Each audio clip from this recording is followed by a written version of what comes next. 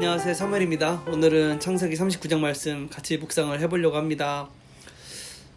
유다와 또 그 형제들에 의해서 이제 애굽으로 팔려간 요셉은 이제 보디발이라고 하는 애굽의 그 신위대장 집으로 이제 팔려가게 돼요.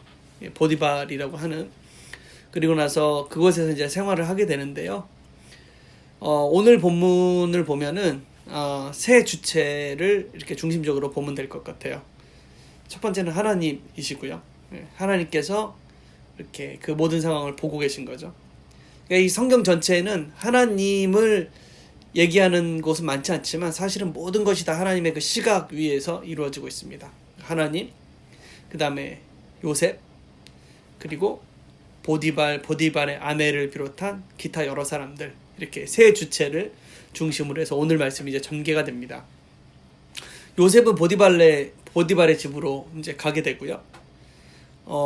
거기에서 요셉이 이제 일하는 방식, 또 삶의 방식, 그리고 요셉이 누구를 의식하며 살았는지가 오늘 39장 말씀의 핵심인 것 같아요. 여러분들 38장이나 이 전장들을 보면 르우벤의 경우도 죄를 짓고, 또 유다도 자기 며느리와 또 죄를 짓게 되고, 또 하나님의 그 말씀과 또 뜻을 따라 살지 못함으로 인해서 자기의 인생과 많은 사람에게 고통을 주잖아요. 근데 요셉은 다른 모습을 보여줘요. 2절 말씀에 보면은 여호와께서 요셉과 함께 하심으로 그가 형통한 자가 되어 라고 얘기하고 있고, 또 그의 주인 애굽 사람의 집에 있으니 그의 주인이 여호와께서 그와 함께 하심을 보며 여호와께서 그의 범사에 형통하게 하심을 보았더라, 이렇게 얘기하고 있고요. 또 5절에 보면 여호와께서 요셉을 위하여 애굽 사람의 집에 복을 내리심으로 라고 얘기하고 있습니다. 그래서 하나님은 애굽으로 끌려간 요셉과 늘 같이 하셨고, 또 이제 중요한 것은 뭐냐면 요셉도 하나님과 함께 했다는 거예요. 그러니까 요셉은 모든 삶을 살면서 그의 삶이 하나님 앞에서 살기를 원했어요. 하나님 앞에서 옳은 삶이 되기를 원했고, 또 하나님 앞에서 행하기를 원했습니다. 그 이전에 다른 형제들을 보면은 사람들 앞에서 행하고, 사람들의 눈에 들려고 하고, 또 사람들의 인정을 받으려고 했던 모습들을 보여요.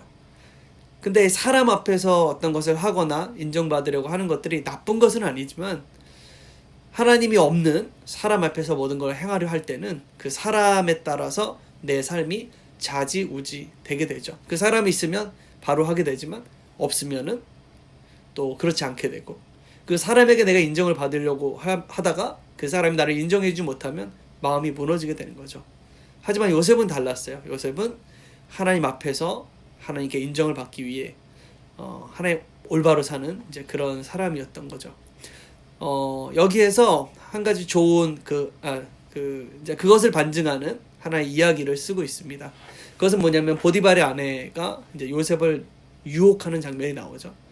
요셉을 이렇게 마음속으로 뭐 좋아했다는 표현보다는 그냥 어떤 욕망을 갖고 있었던 것 같아요. 어떤 욕망을 갖고 있었고, 요셉을 유인했고 유혹했고, 하지만 요셉은 그것을 계속 거절하는데, 그 거절의 이유가 뭐냐면 내가 어찌 큰 악을 행하여 하나님께 죄를 지으리까 라고 얘기하고 있어요. 물론 주인께서도 금하였기 때문에 자기는 하지 않겠다고 얘기하죠. 하지만 근본적으로는 내가 그렇게 하지 않는 이유는 바로 하나님께서 그것을 악으로 생각하시기 때문에 내가 그 악을 저지를 수 없다라고 이야기하면서 보디발의 아내를 피하고 있습니다. 그래서 끝까지 피하죠.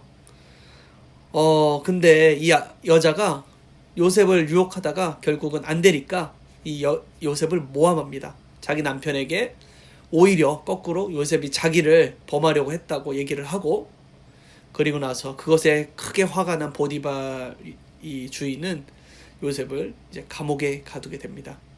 감옥에 gat힌 요셉, 마음이 얼마나 쓰렸겠어요. 그리고 얼마나 힘들었겠어요. 자기 주인의 미움을 받아서 감옥에 갇혔는데, 하지만 그 감옥에서조차 하나님은 요셉을 보고 계셨고, 요셉을 도우셨어요.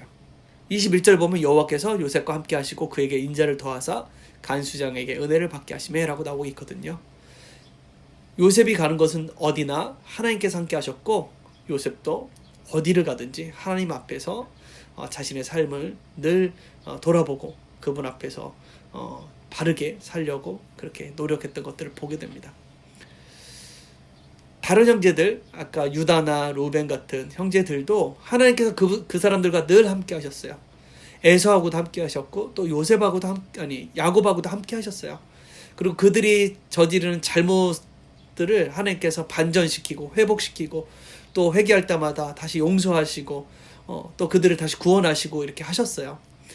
하지만 그들이 하나님의 말씀 순종하지 않으므로 하나님께서 원래 의도하셨던 그 약속, 내가 만민에게 복을 주는 사람이 되겠다라고 하는 그 약속을 실현하지는 못했던 것 같아요.